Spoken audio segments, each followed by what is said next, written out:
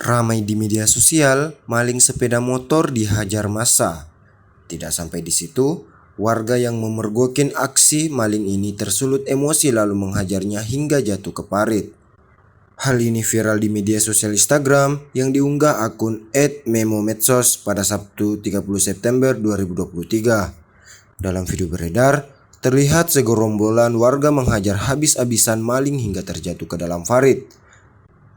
Menurut keterangan video, peristiwa ini terjadi di Jalan Gaperta Pasar 2, Gang Pembangunan Kelurahan Tanjung Gusta, Kecamatan Medang, pada Sabtu 30 September 2023 siang. Kejadian ini bermula pada saat pelaku mencoba merusak kunci sepeda motor dengan kunci latar T.